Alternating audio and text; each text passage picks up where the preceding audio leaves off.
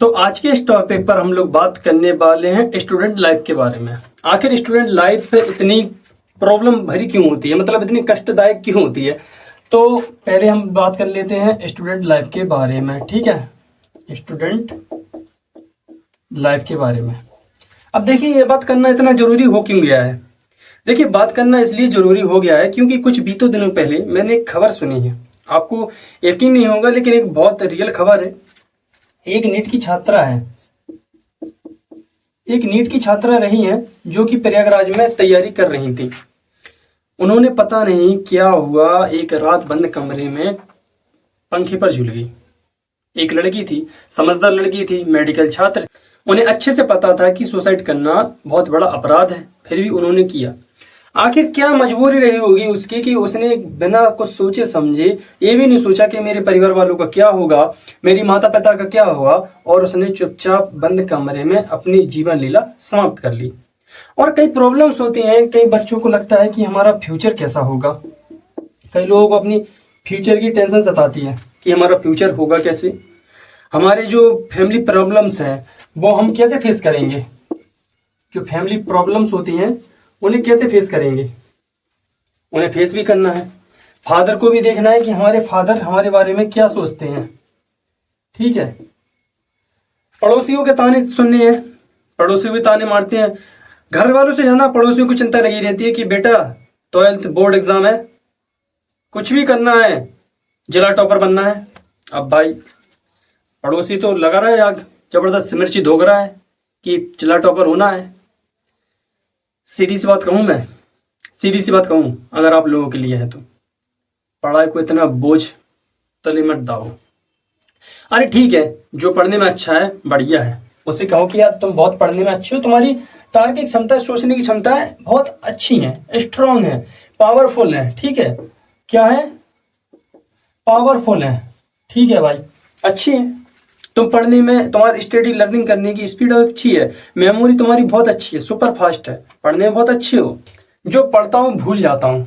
देखो भाई, इसका सीधा सा उपाय ये है, जो तुम पढ़ते हो ध्यान से नहीं पढ़ते हो, तुम्हारे मन में उस वक्त कुछ और चल रहा होगा। कभी भी जो पढ़ते हो, जैसे मान के चलो कोई चैप्टर आज तुमने तैयार किया, उसे 2-3 बार दोहरा लो, रिपीट कर लो, जिंदगी भर नहीं भूलोगे। अगर तुम्हें लग रहा है कि मेरे दिमाग से निकल रहा है, तो एक सीधी सी टॉपिक सी बात यह है कि उसे एक बार पढ़ लो, रिवीजन हो जाएगा। क्योंकि हमारा दिमाग ऐसा है ना कि मेमोरी स्टोर हो जाती है। जैसे स्टोर रूम दिखा है अपने, स्टोर रूम में हम अपना सामान जो कुछ भी कचरा होता है घर का सब बेड़ते जाते हैं, पटकते जाते हैं कि ले भाई तू भी ले, तू भी ले, तू भी ले। अब पता चलता है कि भाई किसी चीज की जरूरत पड़ेगी, वो स्टोर रूम में दबा पड़ा है। अब लगे सब पूरा सामान हटा देते हैं, लगे तेरे पर पूरा सामान करने में और उस चीज को हम खोज निकालते हैं। तो ऐसा ही हमारा दिमाग है, दिमाग में हम बहुत सी चीजें स्टोर करते जाते हैं और हमें पता नहीं चलता कब हमें कौन सी चीज की जरूरत पड़ जाए। फिर हमारा दिमाग क्या करता है, उस चीज को रिकॉल करता है, रिकवर करता है, और वो चीज हमें थोड़ी थोड़ी बहुत याद आती है। लेकिन हम उसे अगर रोज रिकवर करते रहें, रोज अगर रिवीजन करते रहें, एक बार भी निगाह डाल लें, तो कभी नहीं भूलेंगे। ऐसा ही हमारा दिमाग होता है। अब बात रही जिला टॉपर बनने की, पढ़ाई को इतना बोझ मत लो कि अपने जीवन खतरे में पाड़ दो। देखो भाई, जो लोग पढ़ते हैं बहुत अच्छी बात है, पढ़ना मैं कह रहा हूँ बहुत अच्छी बात है, पढ़ने को मैं गलत नहीं कह रहा। जो बच्चे पढ़ते हैं बहुत अच्छी बात है, लेकिन पढ़ने के साथ साथ तुम्हें अपनी हेल्थ का भी ध्यान रखना होता है। मेंटल हेल्थ सबसे इंपॉर्टेंट होता है, मेंटल हेल्थ। और फिर अपनी बॉडी को भी देखना होता है। कई बच्चों को मैंने देखा है कि भाई आंखों के नीचे डार्क सर्कल पड़े हैं, कमजोर है पूरा शरीर में, खुद्दा सा है, और देख रहा है उसकी नींद पूरी नहीं हो रही है, आंखें लाल धरी हैं और पढ़े जा रहा है, पढ़े जा रहा है। ये पढ़ाई कुछ काम की नहीं होती है। अगर दिन में आप स्टूडेंट, मेरे हिसाब से अगर 6, 11 और 12 में है, या 10th और 12th में है, बोर्ड एग्जाम है अभी, तो अगर 10th और 12th में है तो मेरे हिसाब से आपके लिए 6 घंटे पर्याप्त हैं। अगर आप डेली के 6 घंटे देते हो, और महीने में अगर 2-4 दिन पढ़ भी नहीं पा रहे हो, तो कोई प्रेशर नहीं लेना है कि यार आज नहीं पढ़ पाए, ये वो फलान लिखा ना, आज तुम्हें फेल हो गया। घंटा फर्क नहीं पड़ता, दिमाग को थोड़ा रेस्ट भी दो। 6 घंटे आप डेली के दे रहे हो, ऐसा कोई भी सिलेबस नहीं है आपका 10th और 12th का जो कंप्लीट ना हो सके। समझ रहे हैं ना आप लोग। पढ़ाई का इतना प्रेशर नहीं लेना है आप लोगों को कि मतलब पड़ोसी कह रहा है कि बहन तुझे जिला टॉपर बनना है, अरे भाई तू अपने बेटे को बना ले, मुझे नहीं बनना जिला टॉपर, ठीक है। कई लोगों को, बच्चों को लगता है कि यार मैं फेल होऊंगा तो मेरे पिताजी मारेंगे। तो सोच भाई, उन पिताजी को भी समझाना चाहिए कि यार बच्चा फेल हो गया तो ठीक है, अगली बार कोशिश करेगा, हो जाएगा। ये तो भाई है कि मतलब फेल हो गया, धान जैसे कुत्ता जैसा छोड़ दिया उसे, जानवरों जैसा पीट दिया और फिर कहा बेटा चुप हो जा, अगली बार फिर पढ़ देना। अगली बार तो पढ़ेगा ही वो। लेकिन ठीक है, उसे समझा दो कि भाई ठीक है, पढ़, आराम से पढ़, कोई बात नहीं।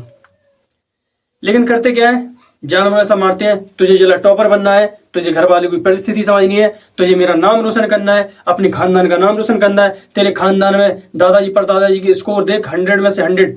भले ही वो सबको पता है, बच्चे को भी पता होता है कि कुछ नहीं हुआ था ऐसा, मेरे दादाजी पढ़ते ही नहीं थे, किसान थे, लेकिन फिर भी कहते हैं तेरे दादाजी 100 में से 100 नंबर लाते थे मैथ में। अरे बच्चे को भी पता है कि तुम मुझे चूतिया बना रहे हो। मेरे दादाजी अनपढ़ थे, खेत में जोतते थे, बस आराम से जिंदगी काटते थे, लेकिन तब भी प्रेशर डालेंगे। 99.99% बनाकर एक बच्चा बैठा है, तब भी उसका बाप कह रहा है तो उससे ये उम्मीद नहीं थी। अरे बच्चे से क्या उम्मीद करते भाई, 99.99 क्या 100 में से क्या तुम्हें 101 इतने नंबर लाकर बैठा है वो बच्चा, अब तुम्हें क्या उसमें से 101 चाहिए थे? 90.9% बनाकर बैठा है वो लौंडा, 100 में से इतने नंबर लाया है, अब क्या चाहिए तुम्हें उससे? तब भी कह रहा है तुम्हारे दादाजी 100 में से 100 नंबर लाते थे। अरे दादाजी की बोर्ड दिखाते, अपनी डेड बॉडी दादाजी को लेकर खड़ा कर दे और बच्चे के सामने फालतू में बच्चे पर प्रेशर दिए जा रहे हो। वो स्कूल का काम अलग करे, कोचिंगों का, कॉलेजों का, ट्यूशन का, भाई क्या क्या करे बच्चा, समझ में नहीं आता है। नोट्स पढ़े कि स्कूल जाए, भाई बच्चे पर इतना प्रेशर मत दो कि उसे अपनी लाइफ के विरुद्ध कुछ फैसला उठाना पड़े। अगर आपका बच्चा कुछ गलत कदम उठाता है तो उतने ही जिम्मेदार आप होगे जितना उस बच्चे पर आप लोगों ने प्रेशर दे देकर और समाज का, रिश्तेदार का कि मेरा बच्चा ये कर देगा, आईएएस बनेगा, आईपीएस बनेगा, डॉक्टर बनेगा, इंजीनियर बनेगा। गधा जैसा मत हाँको, अपने बच्चे की भी विचार समझो कि बच्चा करना क्या चाहता है। आपने तो लाद दिया कि यार बच्चा होकर बड़ा होकर आईपीएस बनेगा, घंटा आईपीएस बनेगा, उसमें उसकी रुचि नहीं है। मान के चलिए किसी और फील्ड में जाना चाहता है कि नहीं, और फील्ड में जाना चाहे तो आप क्या करोगे? आईपीएस ही बनना है, नहीं तो मैं मर जाऊंगा।